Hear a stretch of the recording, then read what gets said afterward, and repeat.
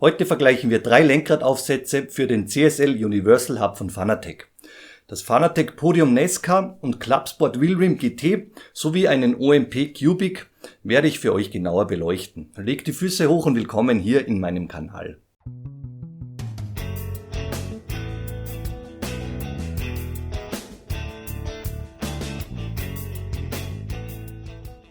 Zu Beginn wie gewohnt der Disclaimer. Fanatec hat diese Testmuster zur Verfügung gestellt und es gibt keine Auflagen oder Verpflichtungen hinsichtlich dieses Reviews und ich erhalte dafür kein Geld.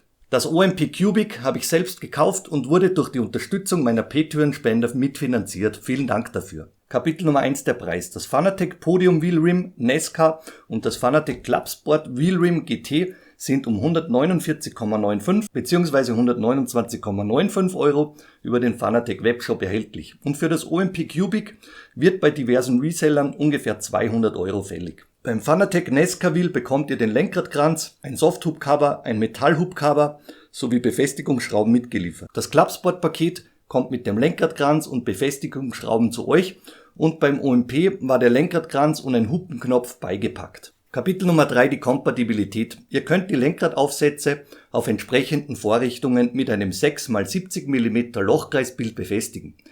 Bei Fanatec heißen diese Vorrichtungen Hub oder Hub. Hier gibt's derzeit den soeben reviewten CSL Universal Hub und die ebenso von mir vor einiger Zeit für euch vorgestellten Hubs à la Clubsport Hub und den Podium Hub.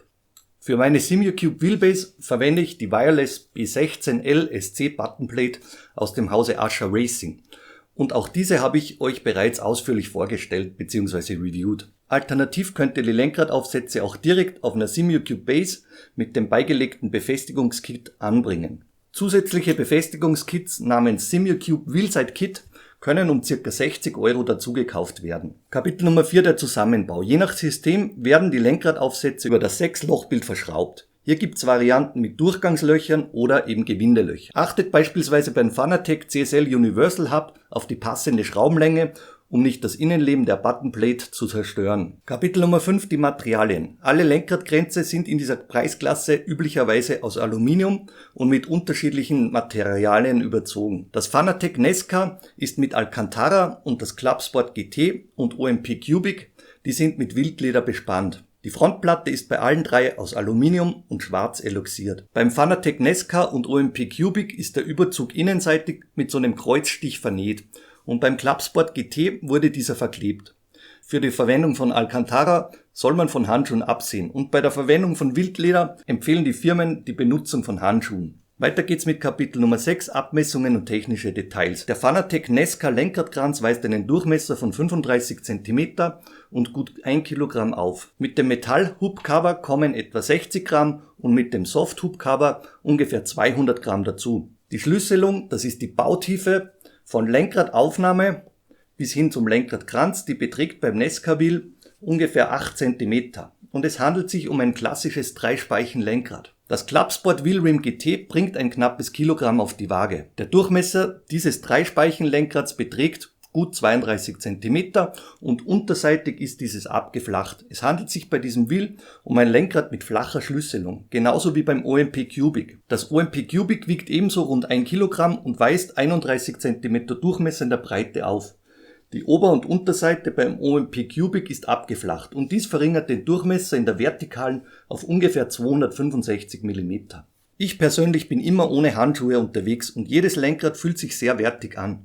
Beim Fanatec GT und OMP Wheel ist die Vertiefung in der 3 bzw. 9 Uhr Stellung sehr angenehm spürbar und oberhalb trägt das Lenkrad etwas dicker und sehr angenehm auf. Und beim Nesca spürt man die Vertiefungen für die Finger rückseitig und auch dieses fühlt sich sehr komfortabel an. Kapitel Nummer 8, die Ergonomie und der Einsatzzweck. Ein großes Nesca-Lenkrad ist dafür gebaut, um in unzähligen Runden im Oval gut in der Hand zu liegen. Es sind meist keine großartigen Lenkbewegungen im Oval nötig. Und bei der Lenkeingabe soll das Fahrzeug nicht so sensibel darauf reagieren. Und hier kommt der große Durchmesser ins Spiel, damit nicht ungewollt kleine Lenkbewegungen im Oval bei 350 km/h Topspeed gleich zur Katastrophe werden. Im Vergleich dazu ist ein kleines Formula Wheel deshalb sehr klein im Durchmesser.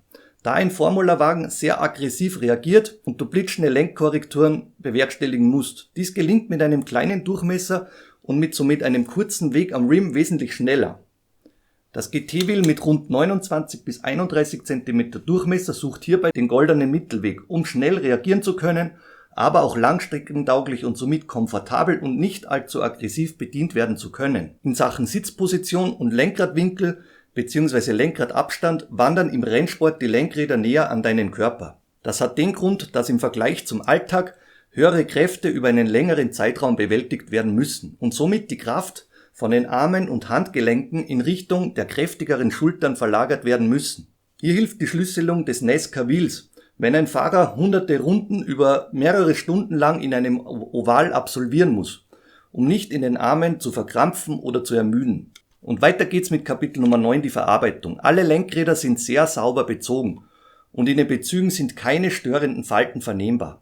Die Übergänge zur Frontplatte sind ebenso sehr sauber ausgeführt. Und die Eluxierung und die aufgedruckten Schriftzüge wurden nach höchsten Qualitätskriterien ausgeführt.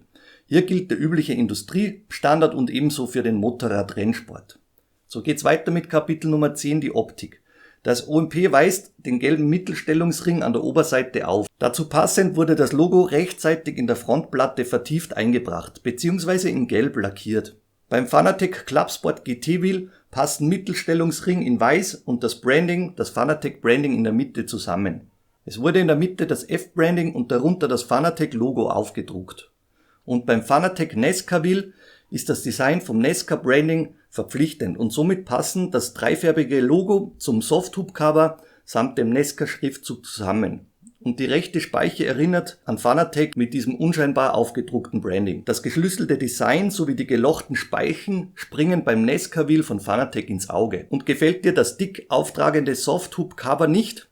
Dann kann das dezentere Metallhubcover, das ist so ein flaches Cover aus Metall mit einem F-Branding zum Einsatz gebracht werden. Und so geht's weiter mit den Rennstreckentests. Achtung, meine Erfahrungen beziehen sich ausschließlich auf das Fahren ohne Handschuhe. Bitte achtet darauf, dass die Hersteller explizit erwähnen, dass Wildleder stets mit Handschuhen und Alcantara ohne dieselbigen bedient werden sollen. Achtet hierbei auf die Hinweise in den diversen Produktbeschreibungen. Beide hier im Test verwendeten GT-Lenkräder sind Modelle, die bei einem Simracing-Setup in meinen Augen nie fehlen sollten.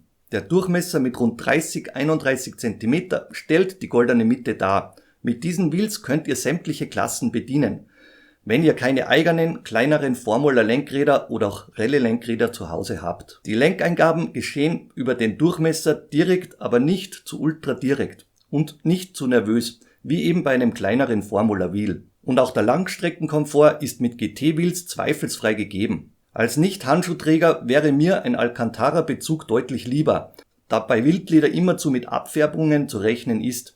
Das Fanatec GT gibt es aber auch mit Alcantara-Bespannung und wäre jetzt für meine Präferenzen die bessere Wahl gewesen. Das große Nesca Wheel stellt für mich eine willkommene Abwechslung dar. Ich mag einfach dieses wuchtige Erscheinungsbild und es fühlt sich einfach martialisch an, wenn du dies in Händen hältst.